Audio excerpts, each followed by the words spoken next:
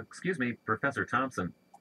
I know your office hours are tomorrow, but I was wondering if you had a few minutes free now to discuss something. Sure, John. What did you want to talk about? Well, I have some quick questions about how to write up the research project I did this semester about climate variations. Oh, yes. You were looking at variations in climate in the Grant City area, right? How far along have you gotten? I've got all my data, so I'm starting to summarize it now, preparing graphs and stuff. But I'm looking at it and I'm afraid that it's not enough. But I'm not sure what else to put in the report. I hear the same thing from every student. You have to remember now that you're the expert on what you've done. So think about what you'd need to include if you were going to explain your research project to someone with general or casual knowledge about the subject, like your parents. That's usually my rule of thumb. Would my parents understand this? Okay, I get it. I hope you can recognize by my saying that how much you do know about the subject. Right, I understand. I was wondering if I should also include the notes from the research journal you suggested I keep. Yes, definitely. You should use them to indicate what your evolution and thought was through time. So just set up, what was the purpose of what you were doing to try to understand the climate variability of this area and what you did and what your approach was. Okay, so for example, I studied meteorological records.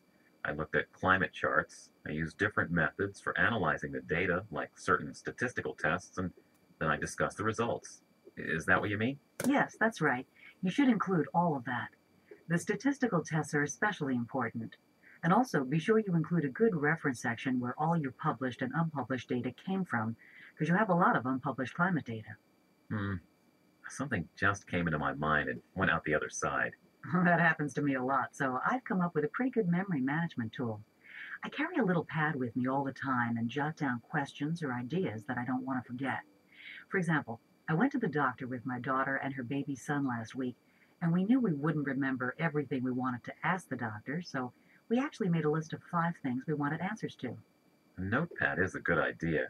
Since I'm so busy now at the end of the semester, I'm getting pretty forgetful these days. Okay, I just remembered what I was trying to say before. Good, I was hoping you'd come up with it. Yes, it ends up that I have data on more than just the immediate Grant City area, so I also included some regional data in the report. With everything else, it should be a pretty good indicator of the climate in this part of the state. Sounds good. I'd be happy to look over a draft version before you hand in the final copy if you wish. Great. I'll plan to get you a draft of the paper by next Friday. Thanks very much. Well, see ya. Okay. Vulcan